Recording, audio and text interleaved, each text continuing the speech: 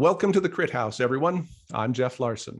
We have, I think, what is a very special show today, or at least one I'm pretty excited about. We're starting off with our photographer, Juan Murray, who is a Boston-based street photographer and documentary photographer. Our first reviewer is Ellen Friedlander, who is based out of Los Angeles. She is a fine art and documentary photographer, and she has been a good friend of the Crit House from the very beginning. It's nice to have you, Ellen. Our second reviewer is someone if you do not know in the photography world, you should. This is Ibarionex Perello. He is a photographer, he is an author, educator, and he is the host of the Candid Frame Photography Podcast. And I have to say, by the count that you have on your app, you have 582 episodes as we make this taping, and I have listened to almost every single one of them. And it is for folks of you who are watching, if you are looking for a photo education, it is the best thing that you can do is listening to that podcast. Great interviews with great photographers and people in the photo world. So welcome to you all to the Crit House. So I'd like to start off and allow Juan to talk a little bit about his work and what kind of information he's looking for in a critique. So Juan, take it away. Tell us about your stuff and what you're looking for. Yeah, thanks, Jeff, Ibani, and Ellen, and the Crit House, obviously. So yeah, I've been kind of doing this photography stuff for, I don't know, maybe 7 or 8 years or so, and I'm completely drawn to the black and white and what happens in the shadows and how that actually plays on the with the camera. I had a show maybe a few years ago. It was entitled Penumbra, and this is more of a continuation of kind of how I see the world. And the brief synopsis of the show was: life's choices are often obscured in uncertainty, yet there's always a hint of what's true. And Penumbra represents the space where clarity prevails, yet the true and final answer may still be obscured. And with that, I think what I'm looking for from the group is, is there any duplicity in the photos as they sit? And if there is something that you would do differently, what would that be? Thanks, Juan. So we've been scanning through some of these images as he's been talking. Ibarionex, can we start with you? I mean, as you've seen these images for the first time, what's your thought about what Juan might want to consider as he's working on his photography in this body? Well, I think one of the things that he does really well in these images is his use of light and shadow. I think that's very evident, but I also enjoy how you use line and shape throughout these images. I get the sense that you are aware of almost everything in the frame, that though you may be drawn to the contrast between light and shadow, you're good enough to sort of carefully build the composition around it and not rely on just the contrast alone to serve you as an image. So that's really good. I'm glad to see you be this aware of the effect of light on the subject and the scene. This image here is there's one. If you go up one, maybe go down. I'll let you know when I see it. This one here, this was kind of interesting in terms of the way the light in the shadows of the windows get reflected. I love that, rather than it going completely to shadow, right? Mm-hmm. So it's once you learn how to expose for a scene like this, all you kind of need to do is find a composition to make it work, but you're always looking for a sort of flourish to make it more than just sort of the obvious. So that kind of subtlety is something that I look for in my own photographs and in other people's photographs. But I think that your edit could be tighter because there are some images here that look relatively similar enough. You're paying same sort of motif, and that might be remedied largely by, just making more images along these lines. I don't know how long you were working on this, but this is something you can continually work on, right? Because right now, in terms of the the people in there, they're just sort of a physical element. There's no sense of personality or persona at all, right? And I think that it would be interesting to use what you're doing here, but create some variation, right? Getting in closer, getting in wider, including more personal identity in some of the photographs. Because I think if you have that kind of variety, and edit like this can only become stronger, right? Because otherwise you're just kind of riffing on that same note. And you're doing it well. So I don't take it away, but when it comes to putting together either a portfolio or a gallery of these images, you want to make sure that you have some rhythm to it. Because after 4 or 5 images,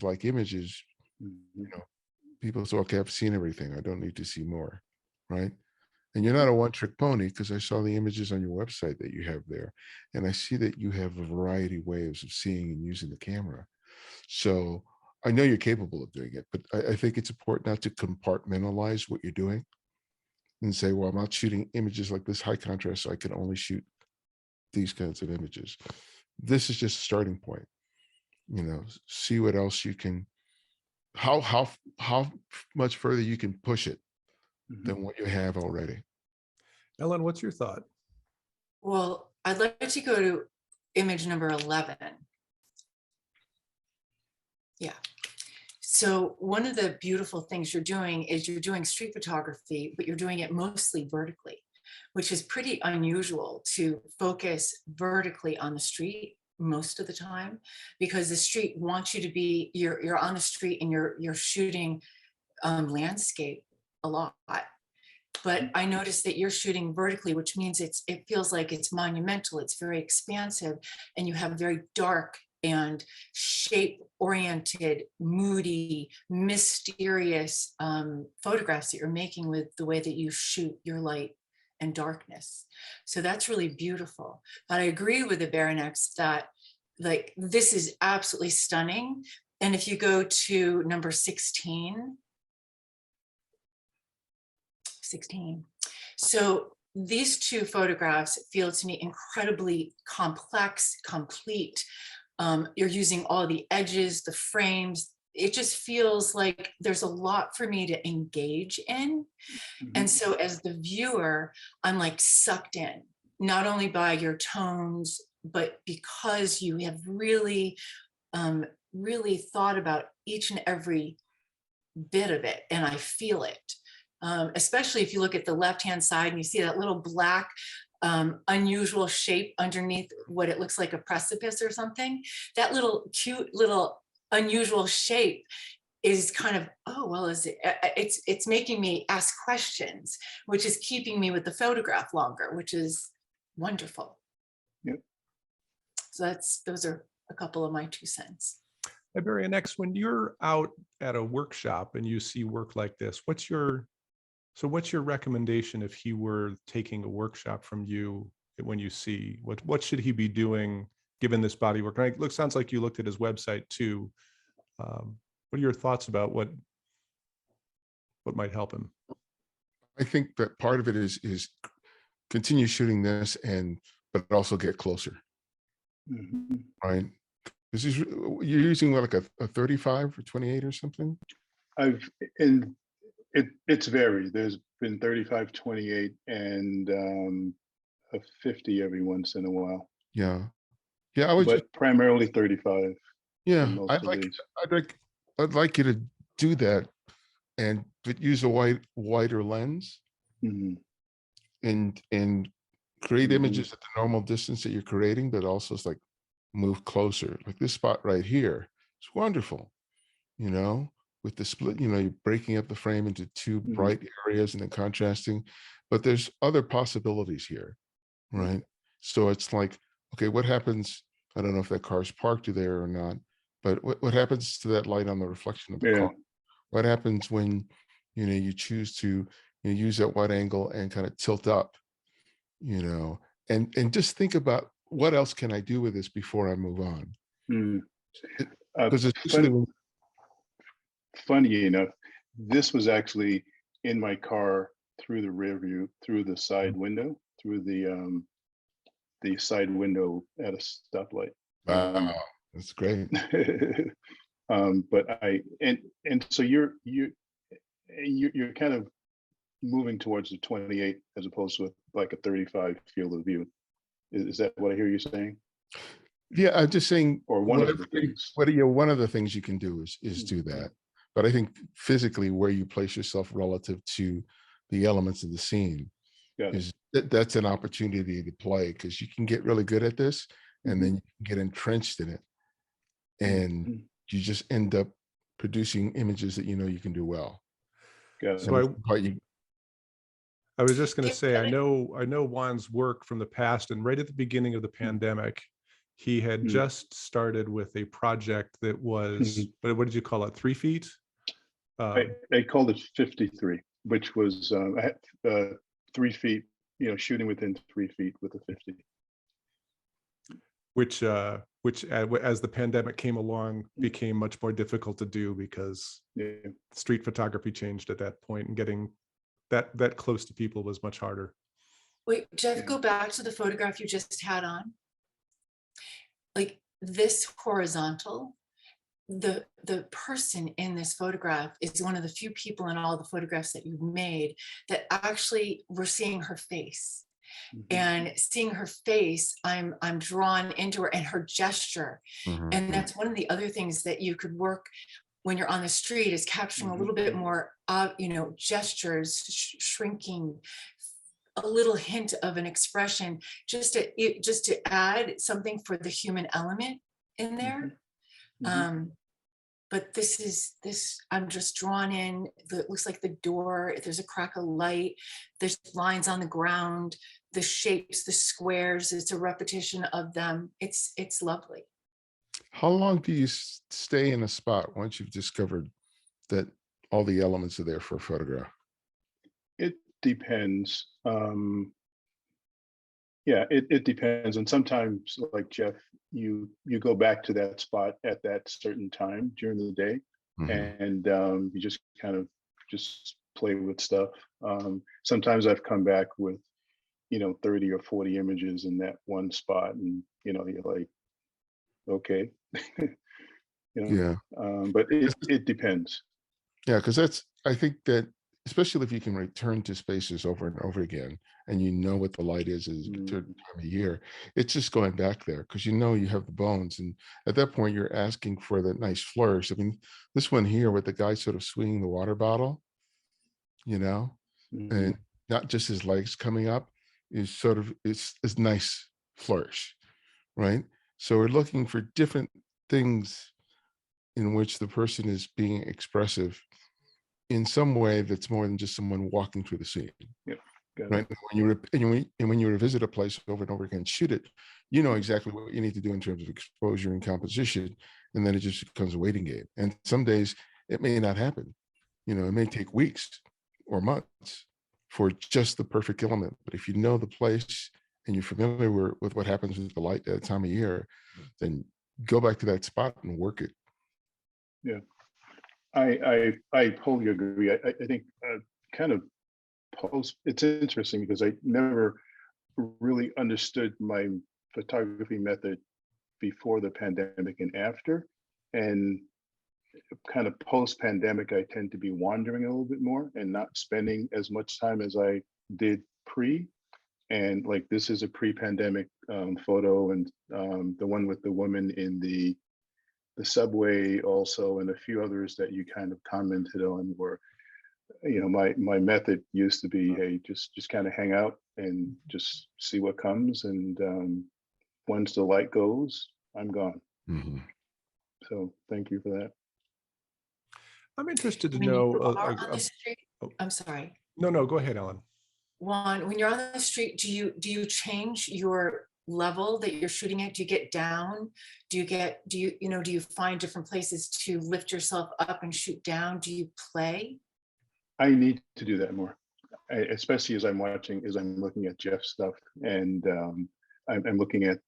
I need to do that more. This has got a really interesting quality. I don't tend to crop. I try not to crop, but every once in a while cropping is a good thing. Yeah. But this is a really beautiful, the shapes of the black. I'm just wondering if it might be just a little bit more dynamic if it was just cropped a tid, just a little teeny weeny bit to feel more tension. Mm-hmm. I'm just feeling so wide on the bottom side, heavy. Mm-hmm. Yep. Just a fraction might just feel me like pulled me into the frame more. I got it. Understood. Yep, I see that. And yes, I do crop. Yeah. I'm interested to know your thoughts about the processing. So Juan has this beautiful way of doing the processing, and I don't think there are any pure whites in any of the images. It's sort of dark and moody. Do you have any thoughts about how that works? And I'm just interested in hearing about that. Ellen, why don't you? I think I hear you, because that's kind of like the zone system to get the whites and the blacks and everything in between. But like for this image in particular, I don't miss white. I feel like there's a hint of white in the reflection of the windows in the back against the black. That's enough for me. It just has a mysterious, deep quality that's bringing me in. This is a perfect example where I think the black is kind of taking over the photograph and not it. Or you can look at it both ways. It could be overtaking, or it's overtaking the man in the wee spot going forward. But I think your tonal quality is gorgeous. Yeah, and I have no problem with that. I love Roy DeCarava's work, and I think he went from black to middle gray. And his prints are just amazing. They're crazy. Him and W. Eugene Smith, printed along the very same lines. They would get voted out of photo clubs today, because why are your prints so dark? But if it satisfies your vision for the photograph, then go for it. Right. And to that point, that makes it more you, and that makes more uniquely you.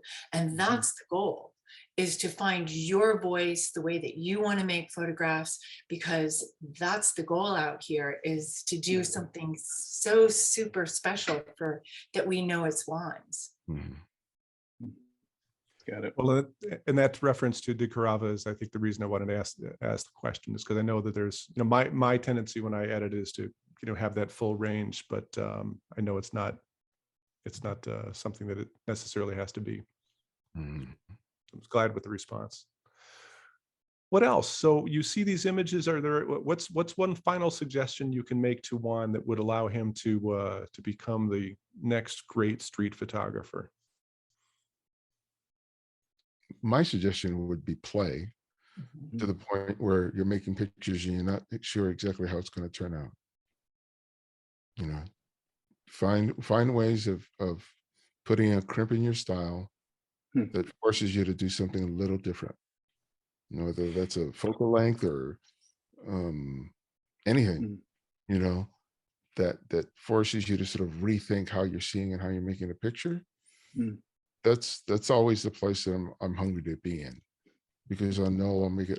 Something will change as a result of me doing that. So it's interesting you say that. I've been playing with tulips in my house, which is and they're primarily white on a very light background, which is a completely different way. And I'm not sure where that's going to take me in how I use it out on the street. But been kind of playing in the fine art world to some degree, to see where, if there's any, just to see what's there. Mhm. And I also hear you with regards to different angles and different lenses and just kind of, just messing around. Yeah. When Thank you you. go out on the street, do you have a preconceived notion, or are you clear and just go out? I'm just following light, and if there's a patch that I like, and that's where I'm going to be pretty much. Yeah. Yeah. So you follow the light, and then you make it, and then you just allow yourself to create. Yeah. You just, Yeah. that's fabulous. And then, when I was kind of out more, once again, interesting, the whole pre-COVID line,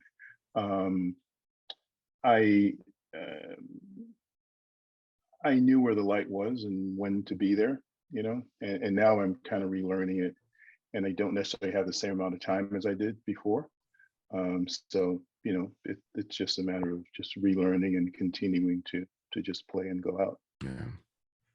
I think that's one of the reasons why Juan and I sort of work like each other so much photographically, is because we both follow the light. We sort of we respond to that. And it's such an interesting thing in Boston, and seeing the how the light moves, and not only by time of day, but through the seasons as well. Wait, go back. One last thing. The photograph, this one. Did you take multiple frames of this photograph as the person was walking with the luggage?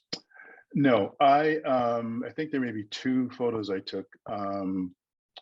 I posted up because the reflection on the building, and it just was an interesting spot. And I saw this guy, and I'm like, okay, he's going to be a silhouette. And I think I may have 3 photos of him. But I'm a one click, as opposed to taking multiple. Oh, stuff. no, but I meant, I know it wasn't a continuous feed, but for this particular one, you could see, like, as he dragged the suitcases further from the center of the frame, there may have been more gesture. There may have been more something that we're feeling from him or her that would have actually made this photograph stronger. So you might, if you have a couple more, you may want to go back and say, well, okay, right? Because sometimes we judge them. Yeah. And the thing about this is, like, if you're there at some other time of years, at same time, where the person needs to be. So as different people walk down the scene, you're just casting as people come. It's like, okay, you might be good, and then as they get make those 2 or 3 frames, and you basically you stay there until the light changes. Right. And that day you may get it, and another day you may not, but it's just being consistent. I like that. I think casting is something you should, like, put in your head. Casting when you're out on the street. Think of what you're right. Cool. Yep. Absolutely. Listen, this is a great conversation, and I think that I'm sure we could go on for a very long time. I certainly can when I talk about Juan's work, but thank you so much for the input. Juan, I want to really thank you for really having the bravery to put your work out there to the world and to allow us to talk about it. And to the folks out there viewing, if you could help Juan with your input by providing your thoughts in the comments section, that would be great as well. I'm sure he'd be interested in seeing what you have to say. If you are interested in participating in the Crit House, then you can certainly register to participate, and we will perhaps select your work to look at it in a future episode. You can do that at our website at thecrithouse.com. I want to thank Ibarionex Perello and Ellen Friedlander for being with us here. I'm going to link to an article that Ibarionex wrote a couple of years ago called Photo Critiques: How to Make the Most of Them. And I'll also be putting a video up here that was done with Ibarionex, where he discusses the role of light and shadow in photography. It's part of a release of his book, Making Photographs, Developing a Personal Visual Workflow. And you can take a look at that video. I think you'll find it worthwhile. So a big thanks to Juan again, Juan Murray from Boston, for having the strength and courage to show your work. And to all of you, thanks for watching The Crit House.